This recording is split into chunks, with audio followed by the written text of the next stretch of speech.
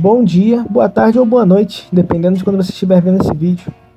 Eu me chamo Matheus, eu gosto e acompanho o Five Nights at Freddy's desde 2014. No auge dos meus 9 anos de idade, eu sempre pesquisei muito no YouTube sobre vídeos de teorias de jogos de terror, jogos indies, creepypastas e outras coisas assim nesse mesmo quesito. Sempre gostei muito desses temas. E, em específico no Five Nights at Freddy's, um mistério que sempre me incomodou foi a mordida de 87. Justamente pela falta de informação que tinha e pelos vídeos onde as pessoas de forma convicta falavam sobre um assunto que, convenhamos, apesar de nem ser algo tão determinante para a história como um todo, era ainda assim um dos primeiros mistérios do jogo. E as pessoas fazem pouco caso e afirmam coisas sem nenhuma prova cabal até hoje. E eu posso acabar sendo até um pouco hipócrita nessa situação, porque eu mesmo fiz isso muito. Eu afirmava com base nas minhas opiniões o que eu achava como fato, sendo que oficialmente não tem nenhuma confirmação. Porém, com esse lançamento desse novo jogo da franquia, o Five Nights at Freddy's Into the Pit, eu imagino que eu posso defender essa teoria de forma mais embasada e tentar desconstruir os pensamentos que a comunidade tem sobre a história. Bom, antes de qualquer coisa, se vocês gostarem do vídeo, considere deixar um like. E se você discordar ou por algum motivo não gostar, deixe seu comentário. Eu estou aberto a debate, se você for respeitoso, óbvio. E se possível compartilhe, vai ajudar bastante. Bom, então vamos começar. Já adiantando aqui, eu estou me referindo à mordida de 87, não a de 83. As duas são mordidas diferentes. Isso inclusive me incomoda profundamente na construção de história que o Scott Calton optou pela história de FNAF. Desde o primeiro jogo, a gente teve esse mistério da mordida de 87 que foi apresentado pra gente na chamada do Phone Guy, durante a primeira noite do jogo. No segundo jogo da franquia, o FNAF 2, que se passava justamente em 1987, já que a gente consegue ver a data, que se passa o jogo no cheque dado ao jogador quando a gente completa 5 noites, isso colocou mais expectativa ainda nesse mistério, nesse evento da mordida de 87. Para chegar no quarto jogo da franquia, o Scott simplesmente bombardear o site dele, da scottgames.com, com imagens assim, teasers do Five Nights at Freddy's 4, com menções a uma mordida, a um mistério sobre quem mordeu. E aí, quando a gente finalmente pensava que ia ter respostas para colocar um fim nessa história da mordida de 87, ele simplesmente colocou uma outra mordida, nunca antes citada na história. Eu lembro que na época eu simplesmente me recusava a acreditar que tinha outra mordida. Eu pensava, não, essa aqui é a mordida de 87, foi o Fredbear, e aquele mensagem na televisão do garoto chorando na casa dele, na verdade, significa outra coisa que teve em 83. Eu tentava me convencer de que não existia outra mordida, porque na minha cabeça não fazia sentido ele simplesmente ignorar a mordida de 87 e criar outra mordida. Hoje eu já aceito melhor isso porque eu cresci, a própria história se desenvolveu, então temos hoje como conciliar essas duas mordidas de forma mais conveniente e até mais lógica. Mas agora vamos falar da mordida de 87 propriamente dita. Existiram vários candidatos para terem sido os autores da mordida de 87. Todos eles foram colocados para debate ao passar dos jogos. Na época do FNAF 1, o principal suspeito era o Foxy, devido à popularidade que o personagem tinha, além do design mais feroz que a raposa pirata apresenta em comparação com os outros personagens. Um era uma galinha, outro um coelho, outro um urso. A raposa pirata parecia mais feroz do que os outros personagens. Além disso, o Foxy tinha outro fato, que era ser o único animatrônico fora de serviço, indicando que ele poderia estar quebrado ou poderia ter dado algum defeito ou algo assim. E outro suspeito na época do FNAF 1 era o próprio Fred, né? Por causa das marcas de mãos em seu rosto, e também pelo fato dele ser o principal mascote da franquia. As pessoas tinham esse pensamento de que poderia ser o próprio Fred que tinha dado a mordida de 87. Após o lançamento do FNAF 2, a gama de possibilidades aumentou e muito, graças ao número excessivo de animatrônicos que foram adicionados no jogo. Com isso, novos candidatos surgiram, né, como a Mangle, Toys, Bonnie e Chica e a Withered Chica. Mas se eu te dissesse que não foi nenhum desses, você acreditaria? Sim, eu sei que é quase unânime na comunidade de FNAF que simplesmente, foi a Mangle que deu a mordida de 87, isso já é confirmado. Mas eu tenho indícios e provas que não foi. Inclusive, a própria ideia da Mangle ser a autora da mordida de 87 já é um fruto de falta de provas e achismos puros, porque isso nunca foi confirmado em nenhum lugar. Vou começar aqui explicando por que colocam a Mangle como autora da mordida de 87. E convenhamos, é por praticamente os mesmos motivos do Foxy no FNAF 1. É devido a estar quebrada e isolada dos outros animatrônicos, mas também com extra, de que a Mangle se movimenta de forma curiosa, pelo teto, e seu jumpscare vem de cima.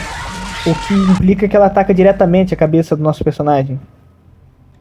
Só que é aquilo, né? Se a gente for levar em conta o jumpscare da Mangle, a gente vai ter que levar em conta o jumpscare de outros animatrônicos também, que também fazem sentido nesse mesmo contexto. O Withered Foxy, a versão antiga do Foxy do FNAF 1, agora para a versão do FNAF 2, pula diretamente do corredor na direção do guarda, ou seja, mesmo não vindo de cima igual a Mangle, ele também pode acertar a cabeça do guarda noturno. Nada impede. E a Withered Chica literalmente tem a boca quebrada, com o tamanho suficiente para uma cabeça humana caber nela. E todos os jumpscares do jogo são em direção ao nosso rosto, então afirmar que foi a Mangle pelo jumpscare é muito precipitado. Principalmente quando temos um animatrônico com muito mais indícios de ter sido responsável do que a Mangle. Inclusive, os próprios argumentos que usam para ela ter sido a autora da mordida, se usada para esse animatrônico, também faz sentido. E agora, meus amigos, eu vou revelar quem esse animatrônico é. Este animatrônico é o Balloon Boy. Óbvio que isso é uma brincadeira, mas vamos continuar. O animatrônico responsável pela mordida de 87 é o Golden Freddy, e eu tenho indícios mais do que suficientes para defender essa tese. Eu já tenho essa opinião de ter sido o Golden Freddy o autor da mordida de 87 há muito tempo. E mesmo com vários indícios e argumentos, eu sempre era rebatido pelas pessoas que eu discutia esse assunto. Eles sempre argumentavam a mesma coisa. Ah, mas o Golden Freddy é uma alucinação. E eles ignoravam simplesmente todos os outros argumentos que eu apresentava, se apoiando meramente numa convenção da comunidade, que nem sequer é um fato. Isso acabou ficando na minha mente, até eu ver esse novo jogo do Into the Pit, que me motivou a gravar esse vídeo aqui. Eu vou primeiramente apresentar os argumentos para ele ter sido o autor da mordida, e depois eu irei defender a tese desmistificando essa ideia de que ele é uma alucinação. O primeiro argumento que defende a ideia de que o Golden Freddy foi o autor da mordida de 87 vem lá no primeiro jogo, onde na Custom Night do Five Nights at Freddy's 1, caso o jogador tente iniciar a noite com os animatrônicos na seguinte dificuldade, 1987, o jumpscare do Golden Freddy aparece. Isso duvido que seria só uma trollagem ou à toa. Poderia ser qualquer outro animatrônico, mas justamente o Golden Freddy, muito específico. E o segundo argumento é semelhante ao da Mangle do Fox. Considerando que o Golden Freddy é um animatrônico secreto, que não está em atividade para o público, ele tem mais chances de ser o autor do que o Fox e a Mangle, que apesar de quebrados ainda são de conhecimento dos funcionários e clientes da pizzaria. Logo, não seria lógico ter todo esse mistério sobre o verdadeiro responsável da mordida. A partir do momento em que o Fox e a Mangle são de conhecimento dos clientes e dos funcionários que estão na pizzaria, não faz sentido eles simplesmente não comentarem: ah, a Mangle mordeu uma criança, mordeu um funcionário, um cliente, sei lá. Ah, o Fox não mordeu o guarda, não mordeu ninguém. Eles iriam comentar o nome do animatrônico, eu imagino. Não faria sentido eles não comentarem o autor da mordida. Agora, quanto à mordida de 87 ser tão misteriosa, imagina-se que eles nem sabem quem é o autor, na verdade. O Phone Guy, na sexta noite do FNAF 2, cita que alguém usou uma das roupas amarelas no fundo da pizzaria. E cita também que nenhum dos outros animatrônicos estão agindo corretamente. Isso implica que pode ter sido a roupa do Spring Bonnie ou a do Fredbear que estavam guardadas na sala secreta dos funcionários.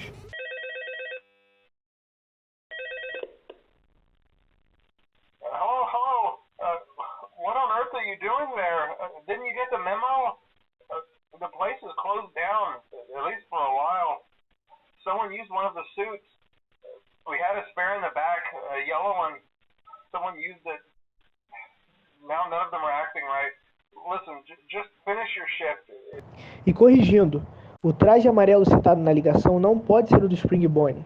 Considerando que ele cita o tal traje no singular, podemos afirmar que é só um traje, e o único encontrado na pizzaria é o do Golden Freddy, que está vazio, sem seus Spring Locks.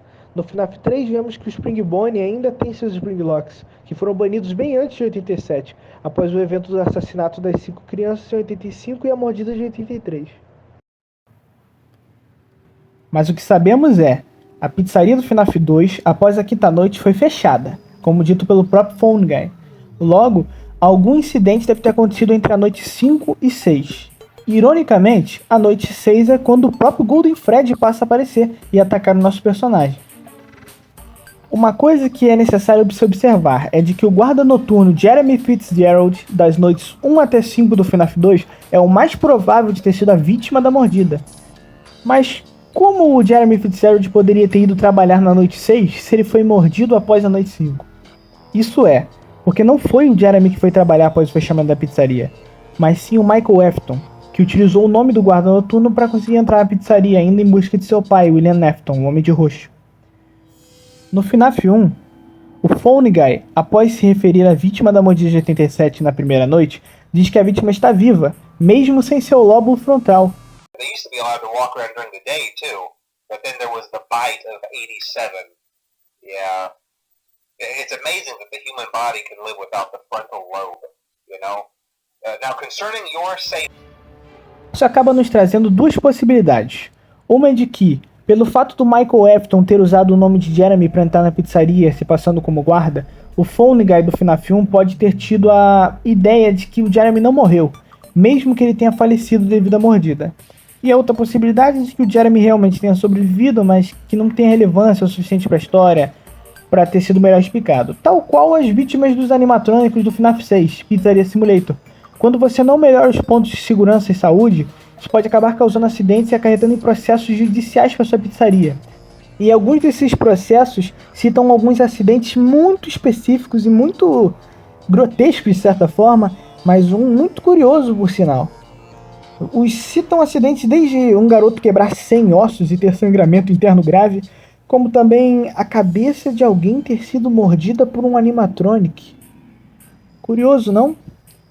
Mas, bom, não necessariamente os clientes do FNAF 6 têm uma importância para a lore, e muito menos viraram espíritos onde possuíam animatrônicos. É mais um alívio cômico mórbido que o Scott Calton costuma colocar em seus jogos.